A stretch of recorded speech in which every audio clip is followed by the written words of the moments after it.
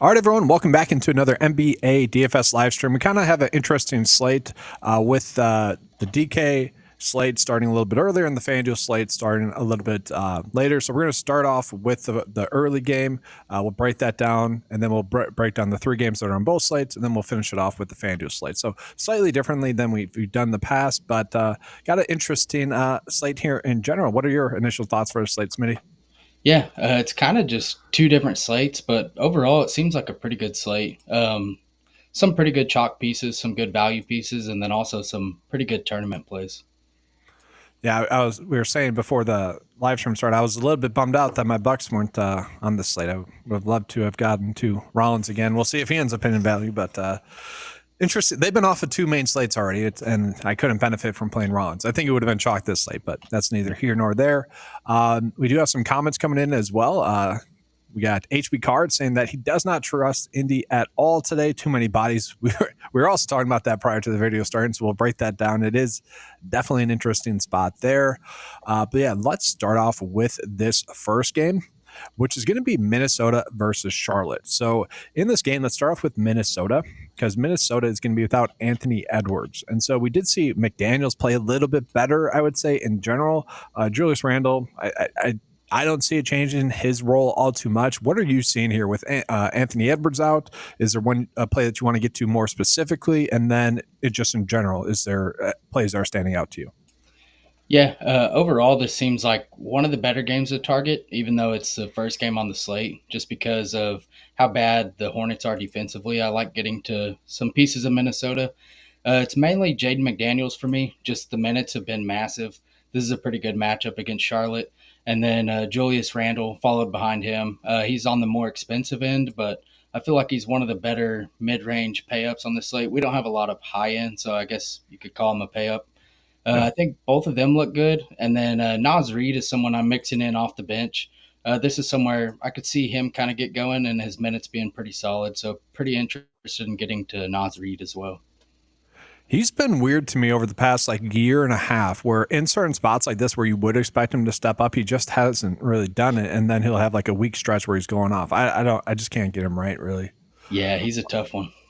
So one player that I get why he's not as high owned as he is, but I don't mind Rob Dillingham. He's someone that really was solid throughout the preseason, and I know it's preseason. Who cares? Or maybe summer league. Sorry, he got 16 minutes last game. We have him projected to get 13 minutes.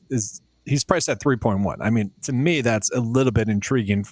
If he ends up maybe getting a little bit more run coming off of a game where he was fine. He got 18 DFS points. I know the data doesn't like him, and it's because of the minutes. Did he catch your eye at all, or am I just going crazy with that? Yeah, he's definitely a good GPP play. We don't have a ton of real cheap value, and he kind of fits that mold where he's in the rotation. He's going to play minutes, but if this game gets out of hand, he's going to play even more. So I think he has a pretty high upside. That's what I was looking at with the game total. I'm like, oh, it's only 4 point spread too. So it's with the line. That would have been nice if it was like a 10-point spread in favor of them winning. Then we could get to him a little bit more. So it is kind of condensed. So we could be at. I know Mike Conley's pretty cheap. I've ended up on him on a few bills just because he's too cheap. Is he someone kind of that you're ending up on, or you're just not really thinking about him as a play? I mean, I'd like to get away as much as I can, but it don't seem like a spot that they're going to play him a ton of minutes. So I feel like the minute ceiling is pretty capped. So trying to get away, but I still have him. He just kind of fits. And then let's pivot on into Charlotte here. But first, before we do that, I do just want to ask you a general question about these slates. You mentioned you're going to attack this game a little bit more than maybe you typically would in an early game. Is that due to the fact that it is different on both sites, or is that mostly just due to the plays that we are getting? It's mostly due to the plays. I just kind of like this game environment. It sets up for kind of what both teams want to do. Like McDaniels is pretty good at getting steals and blocks, so he's really good for FanDuel. Charlotte turns the ball over a lot, so it's a pretty good game to target. Okay. Yeah, and so if we're doing that, we could potentially get some good leverage here because Charlotte is not too chalky. I mean, Ball is coming in at 23% owned, and then Kalkbrenner at about 26% owned, which is interesting to me. Obviously, the Timberwolves do run out two bigs. Are you comfortable getting to Kalkbrenner there as a chalk play who's cheap? I am. Just the minutes have been really good for him. It's not a great matchup going against Gobert, but since I'm into this game, I'm willing to eat some of that and get into him. Yeah, I think I agree. I will say I don't think I have 26% of them. I think it's at like 20 right now, which could be a difference. But is there a situation where you'd play Diaby there instead of Kalkbrenner, like a swap in certain builds, just because Kalkbrenner's chalk and maybe Kalkbrenner gets into foul trouble? I'm not too worried about that, but is there a scenario where you see that happening, or is it just Kalkbrenner's clearly the better play? Yeah, it definitely could. I have a few percent of Diabate just as a pivot, and I would do max one of them if you're building in like an optimizer, whatever you build on. Mhm. Just do max one of Calc and Diabate, and if you're building multiple lineups, I think it's pretty fair to get a few of Diabate just in case. Then I do just want to pull in both teams here when we're looking at. So Ball is clearly the best play in this game with the OF index at 14.2, then Randall, then DiVincenzo, then McDaniels. And so my point is, like, we got Bridges coming in here, not high owned, and he's not considering his price tag. We can kind of see why he's not a terrible play per the OF index, but and same thing with Colin Sexton. I think he's a little bit more in play as price tag, but are either of those two plays popping for you? Not really. I don't know. Kind of mainly just Ball and Calc for me, and then the rest of this team I kind of just have sprinkles of. Yeah, I agree there. James was someone I did look at a little bit just because, again, we're not getting that much value on the slate, and we haven't projected for 24 minutes, so I think we could do worse than that. Yep. And we'll jump on here to the next game, but we got some comments coming in, so let's just address some of those kind of fun. So which studs would you recommend we not miss? And we'll talk about that. Do you have any off the top of your head from the game that we just mentioned? Like, are you getting to Randall? Is he a stud? Is Ball a stud that you need to get to? Yeah, I like Randall and Ball quite a bit. I'm going to be overweight on both of them. Just like the price on Randall for the ceiling that he has, and then for Ball, I mean, he's the only really expensive pay up we have, or one of the few. So I like getting over the field on Ball as well. We got the douche. Is that how you say it? Giving us some love. I like that. Field tacked as FanDuel only player. Yeah. Well, hey, you'll get the bonus coverage of the final game at the end of this video. So there we go. It's double sided there. Yeah. So yeah, we'll talk about FanDuel, that game at the end of this. When is Rudy going to have a good game? It could be this game. That's actually not a bad point. Like, it's could be a Gobert game, could be a Naz Reid game. They're both kind of high owned for the slate, but people are kind of attacking the matchup. But let's go ahead now and jump on into the next game that we have here, guys. So we are going to jump into kind of both slates now. And so the next game, what is that? We'll go Golden State versus Indiana. And so we did have an Indiana question. So we'll start with that. So the Pacers are pretty darn banged up still. Okay. Cam Jones is out, Bennedict Mathurin's out, TJ McConnell's out, Andrew Nembhard's out, and Obi Toppin is out. We do have Furphy, who's expected to play in this game. We're not projecting him for minutes, so probably not enough for us to consider. And then same thing for Peter as well. So they both could end up playing in this game, but just not enough minutes for us to consider. So that being said, who are you looking at in this game?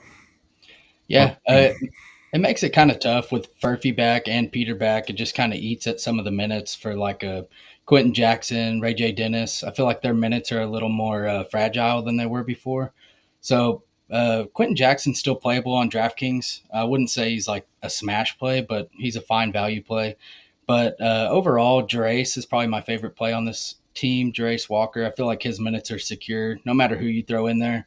Just someone they want to get minutes, and he does a little bit of everything. So pretty interested in getting to him. Currently, I'm a little under the field, though. I'm just kind of under the field on this whole team. And then Pascal Siakam. He has a ceiling. Priced pretty well on DraftKings. FanDuel, a little bit more expensive, but he's getting more ownership there because of how the slate works out. So I'm fine getting there. No one that I feel like is a must play, though. I will say, just based off of the data right now, Jackson is popping up as one of the better value plays on this slate. So, priced at 3.7 and 3.8. To me, I'm reading that as like a must play. Got 22 minutes in the last game, 18 in the previous there.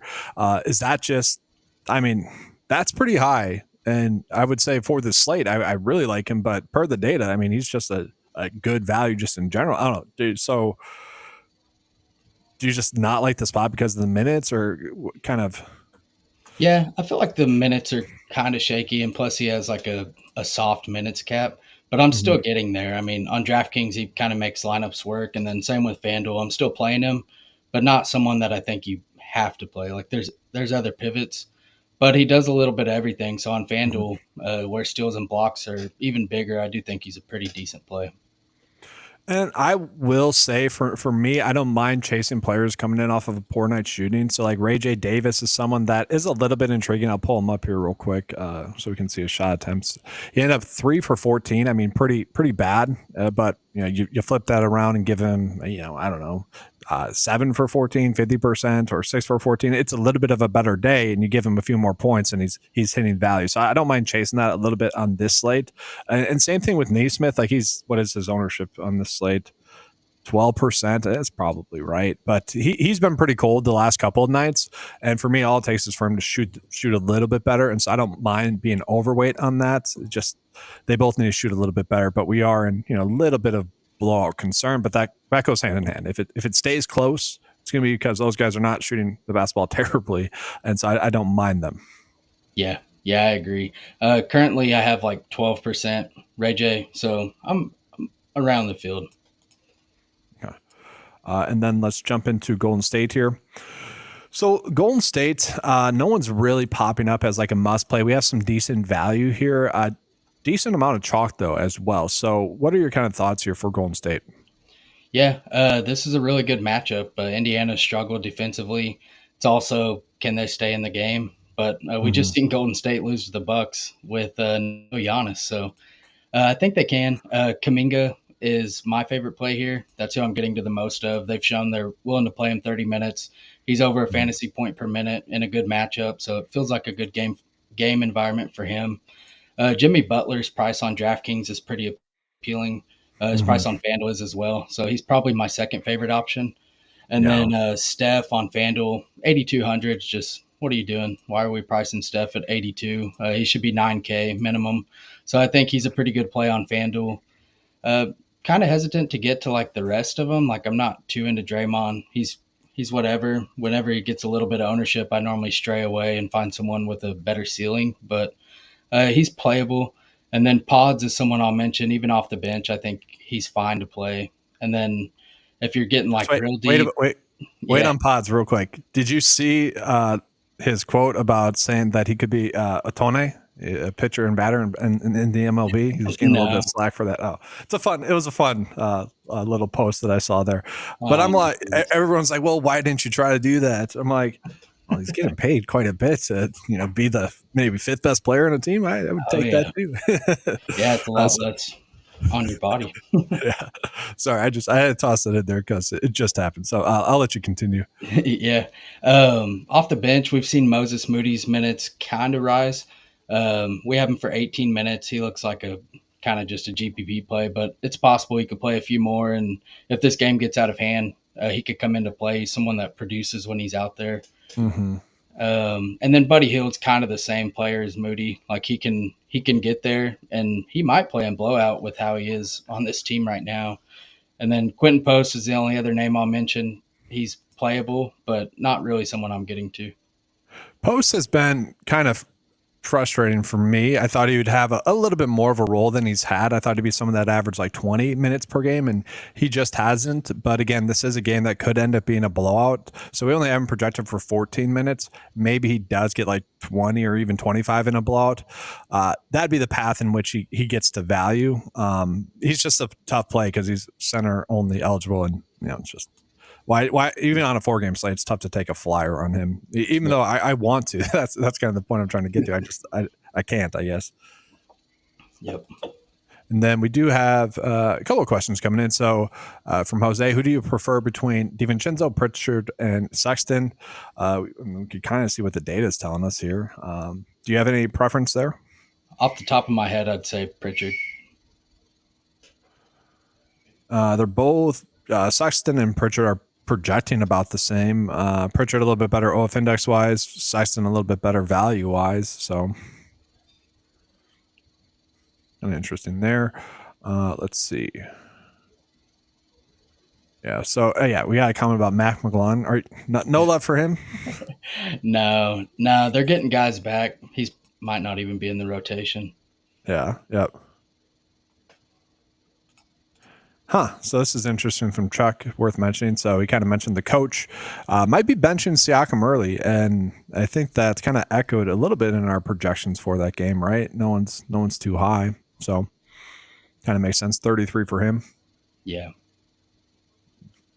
All right, so we'll jump on in here to the next game. Everyone's healthy in this next game. We got Orlando versus Washington. We'll start with Orlando here. I like the prices that we're getting on everyone here.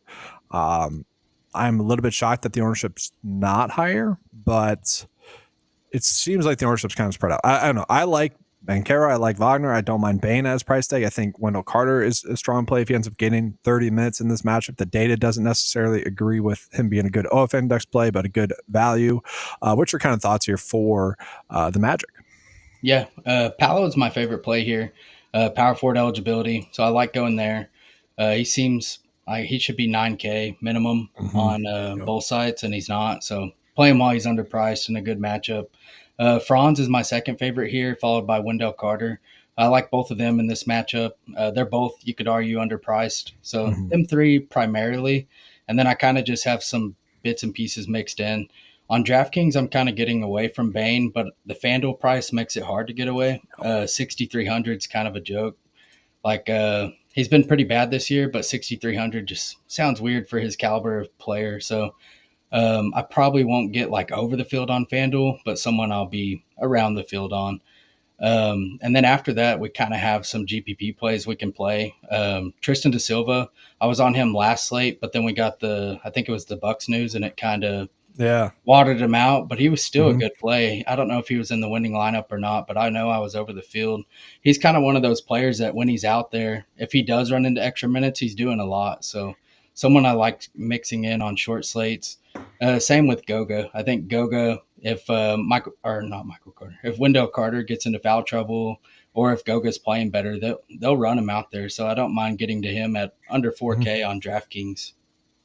Yeah, I'm actually surprised at the prices that we're getting for the backups for the Magic. I know Anthony Black is priced up a little bit more. To me, that's kind of where those two Goga and Da Silva should be priced at, as an example, because they're all players that could have a decent game, and those two players specifically, I think that's a good call because they are too cheap. I don't mind Wendell Carter. I hope he doesn't get in foul trouble though. That's I have a stance on him tonight, I guess. We'll jump into Washington, though. So I agree with everything you said with Orlando there. Washington, we had Koulibaly back in the last game. Really went off in limited minutes there. I think it's a good starting point. He's projected to get 26 minutes in this game. Does project to be a decent value. First and foremost, do you think that the minutes on him are correct? And if so, is he someone that can be in play? Yeah, he played 24 minutes, I think it was last time out. So 26 sounds pretty reasonable. I think that's fine. It might be a little bit aggressive. Like I went with 25, and I feel like that's pretty fair. But either way, I do think he's in play. I think he could go there. It kind of muddied the rotation a little bit, but we still seen Keyshawn George play good minutes. Sarr is going to get his. So those are the primary targets for me is George, Sarr, and then I don't mind mixing Koulibaly in. But I really like Sarr here too, just kind of priced well on both sides. And then on FanDuel, he has power forward eligibility, which really helps there. And then Keyshawn George just continued to do it. It don't matter. And then Trey Johnson is worth a mention. Even coming off the bench, his minutes are going to be there. If the game gets out of hand, he probably gets even more. Yeah. Yeah, I agree. It's tough to get to Middleton and CJ McCollum just in general. I know McCollum's getting some ownership on both sides.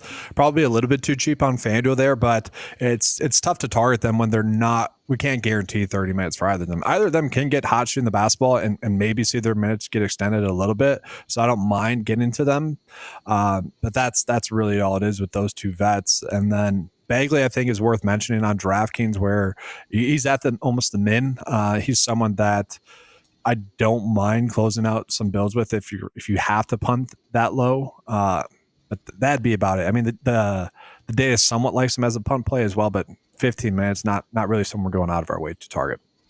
Yeah, I'm kind of with you on Bagley too. We've seen it in, I think once this year he kind of went Yeah. off. So you never know. Sar gets into foul trouble here, and then Bagley could come in, or even if he's just playing well, it seems like they might put him out there. So I like Yep. getting to him too. And on a 4-game slate, he had 17 points in one game and 32, and even 15 in the last game. Like on that, obviously we want more, but if he gives us that, I think that's all we could ask for on a 4-game slate. We have a question about Jalen Suggs. Are his minutes limited? Let's see what we have him projected for. Just first and foremost, 20, and so doesn't look like he's going to get more than that, right? Yeah, I think he's just pretty much on a minutes cap. The Magic are pretty good about telling you about players, so I think we'll know when he's not. Yeah, I mean, he'd have to be someone that either like drops in price or starts getting to like 28 minutes for us to consider him as a play at this price tag, wouldn't you think? Yeah. All right, let's see. So yeah, we'll jump into the next game here. We'll get into the Dallas and Detroit game at the end, guys, just specifically because we're trying to cover both slates here right now. So we'll cover that one at the end. So we'll jump into Boston here versus Houston. So for Boston, we know that Pritchard and White were a little bit questionable, but they're both expected to play. And as a result, I mean, there's not ownership wise, no one's really that high owned. We could have had some chalk if either of them were to sit, but it's kind of just, to me, it's whatever here with them. Like they could go. I don't have a proper way to gauge Boston right now. What about you? Yeah, it's pretty tough. I feel like they just play. This is kind of a brutal matchup, but the spread's pretty close, so I think this game's a pretty decent one to get into. My favorite option is Pritchard. I think Pritchard's probably has the highest ceiling aside from Derek White and Jaylen Brown, but point per dollar wise, I like Pritchard. Derek White, someone I don't mind getting to. I feel like that's probably who Amen's on, so it kind of scares me a little bit on the back end of a back-to-back for Derek White. But then again, it's not like he really gets there through his shooting anyways, especially lately. It's more of everything else. So I still think he's fine. And then Josh Minot, I'll at least mention him.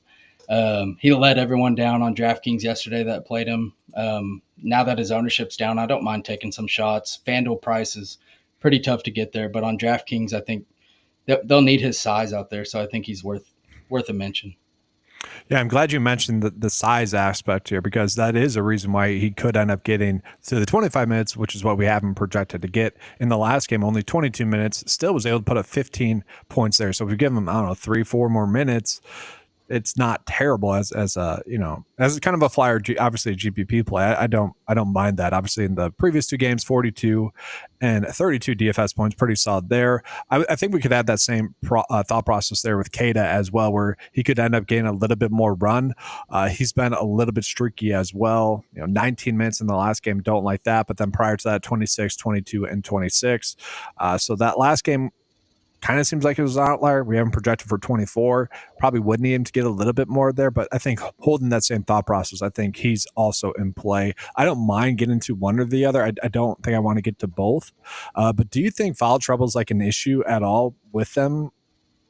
Like any of the bigs? Or because I see Luke Garza at 4K, obviously if thinking of foul trouble, maybe. It could be.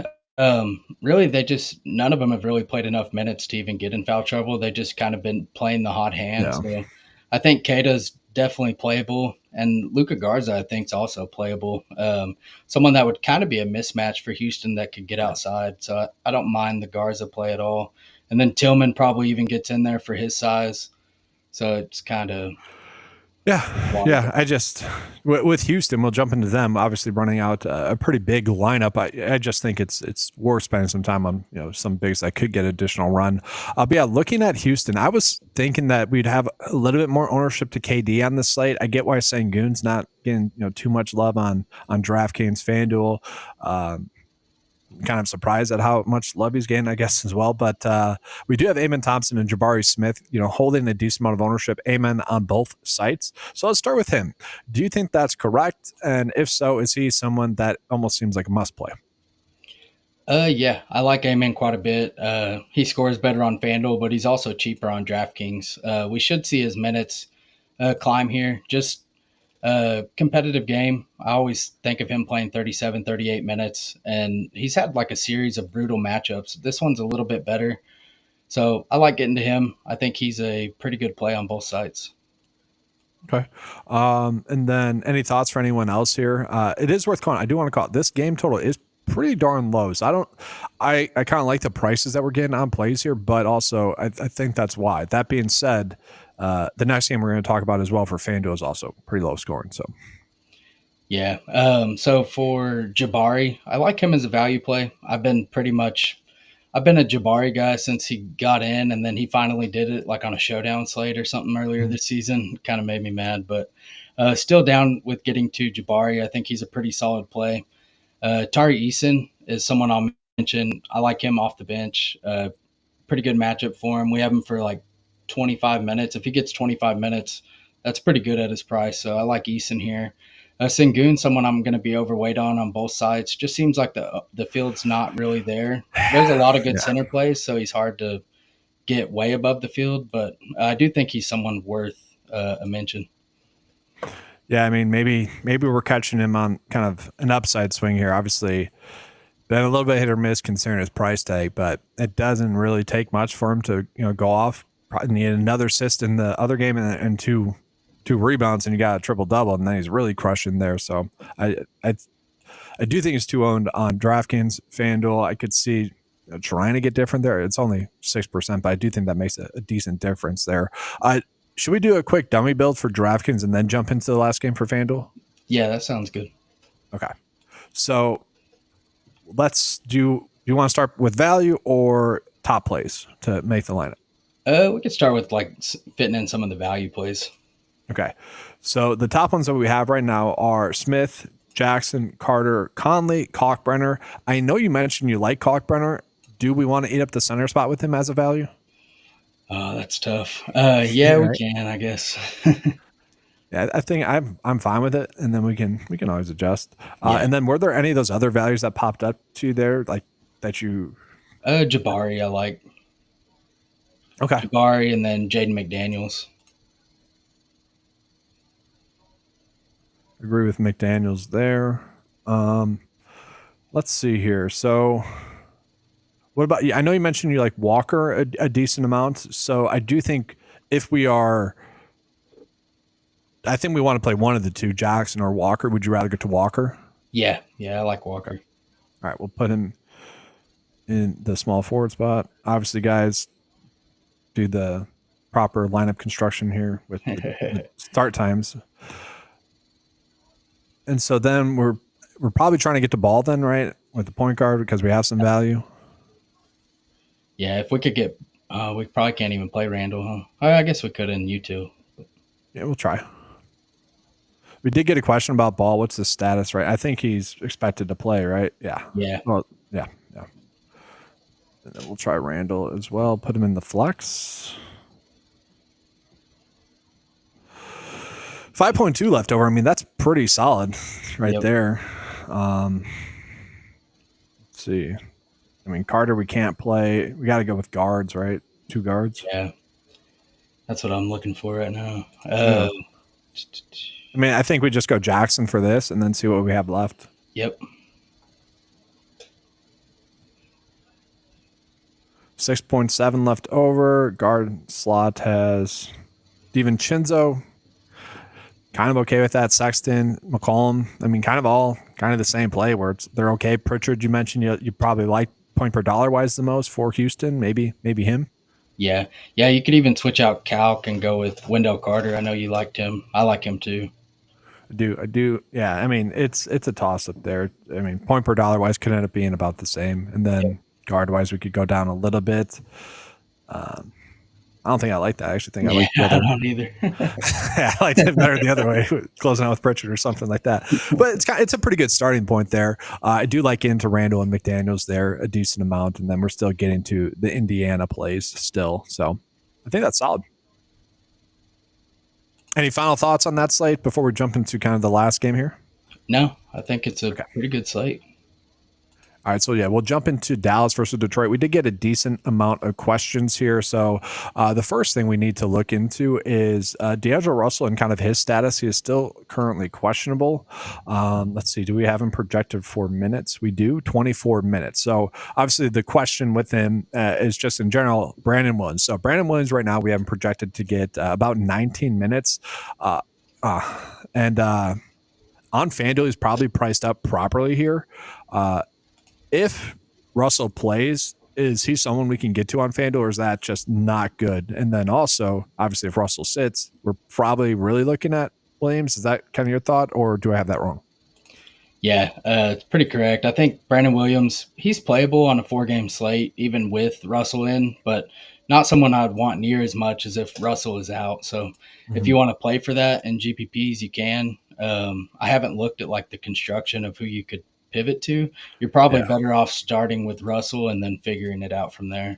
Well, I the pivot would be just Christie and hope to get lucky. Honestly, Yeah. like if because we haven't projected for 30 minutes, it's not the best. I mean, Brandon Williams projects to be a slightly better value, but minutes wise, Christie would maybe be a little safer. But I mean, they're different positions, I guess, too. So yeah, that's tough. It's tough.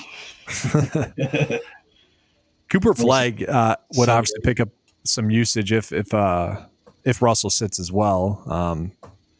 And is he in play at all for you? Like lineup process wise, do you want to get to him more if Russell's out, or is it just kind of I don't care too much about Cooper Flag on this slate, or kind of what are your thoughts with him? Yeah, I think he's fine. To me, he's kind of appropriately priced, but Mhm. I don't know with AD out and if Russell sits, he's going to be asked to do a lot. So I don't mind. This is probably the most open I've been to getting the flag. Mhm. Mhm. Yeah, I agree. I agree. Let's see here. So sort of by FanDuel value. So yeah, PJ Washington, I think he's fine. He's solid. Kind of too cheap. Solid minutes. Just I feel like he's a good click on every slate, and then you can adjust as the night goes on. Obviously, we're pretty close to DraftKings lineup block, not FanDuel lineup block. Any more thoughts on him, or is that kind of your thought with him too? Yeah, it's kind of my thought. I think he's fine to get to. I don't have like a strong feel on him. Mm-hmm. And then let's jump into Detroit. I know we had a question about Jalen Duren. Do we like Duren against a banged up Dallas front court? I know the field sure does, 40%. His minutes have been annoying this year, projected for 28 minutes. What are your thoughts on him? Obviously, too cheap on FanDuel. What are your thoughts on him for the slate? FanDuel is kind of just one of my favorite positions to get different at. You only get to play one center, so it will Mm-hmm. instantly make you different. So I'm kind of trying to get away from Duran as much as I can and mixing in some of the other centers on this slate. Yeah, I agree. I feel like that's a little bit too high there for FanDuel. And by a little bit, I mean by like 10%, so a decent amount, I guess, actually. And then other minutes wise, obviously Cade Cunningham, obviously he's going to get a lot of minutes, 36 minutes projection wise. Tobias Harris, 33 minutes. The issue is it's really kind of Cade Cunningham, occasionally Jalen Duren, especially considering his price tag. Is anyone else like popping up for you as a good play? Asar Thompson on FanDuel, I think, is pretty good. He has a good price. We've seen the minutes kind of rise for him, so I do like getting there. And then Tobias Harris, I'll mention as a GPP play. No one likes playing Tobias. I don't either, but when he's uh, somewhat lowish owned, I don't mind going there on a 4 gamer. Yeah. And so let's see. I know we got some more questions here as well. Isaiah Jackson on FanDuel, 3.8. Interesting dart throw. Any thoughts there? He's fine. If I get a few percent, I don't mind it. Let's see here. Who do we like for small forward? Just in general, we'll sort of buy a FanDuel small forward here. I mean, I do like Kevin Durant as a strong pay up play. PJ Washington's obviously someone I don't mind. There's actually quite a decent amount of good small forward play. I do remember that doing my hand build. I'm like, oh gosh, and we obviously just showed that as well. Too many good forward plays just in general. Yeah, there's a lot. So I don't know if this question is for DraftKings or FanDuel, but 4.3 or less at the flex. Let's see here. Use the handy dandy. I'm assuming it's FanDuel. That question, maybe not. Yeah, I assume it's from FanDuel. That question's from 2 minutes ago, so we'll try it. Slider. Anyone that instantly pops up for you?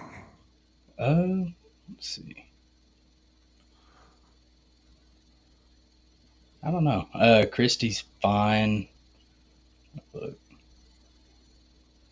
Jackson's the one that pops up the most, but he's 3.8. I mean, that's a pretty big price difference. Stewart, kind of interesting there. Probably, I mean, Jackson, he's not too chalky, and the data loves him. To me, this is one of the spots where it's just like, all right, trust the data. Even if I don't see it, it's like, all right, you can go with him. Yeah. All right, so yeah, and then we had someone saying that as well. Someone said Levert, Murphy, Flatman. So I guess we can spend a little bit more time on the two Indiana Pacers plays that aren't projected for minutes, and I could do a refresh, I guess, and see if they are. But that's kind of the issue, is they're not projected for minutes. Furphy and Peter are not projected for significant enough minutes, and we're just going to assume that's correct. Like maybe like McGlone, I guess, could not see his 13 minutes, and they go to one of those two. But that would have to be the spot, right? Yeah, I think so. I agree. So I don't think I missed any questions here, and we'll just refresh some news here. I don't think we did get Sexton is starting. Oh, is he? Okay. Yeah, we got the confirmed lineup. So Ball, Sexton, Kahn, Bridges, Cockburner. And then I think that's about it. Anything else here? Any questions, or you got any final thoughts here? No. Seems like a pretty good slate, but it's also different on both sides. So I kind of like it, actually. I would actually prefer it like this. I would have loved to have the Bucks game on the main slate as well. For me, I hate when, like for football, we get the Thursday through Monday slate. I wish that would always happen with NBA, even if they're smaller contests. You know, we don't always get the all day games in there. And I don't know. I kind of like that a little bit more. Yep. All right, guys, but that's going to do it for this video. We'll see you guys tomorrow. We're going to have the NBA live stream and then the NFL live stream after that. So be on the lookout for that, guys.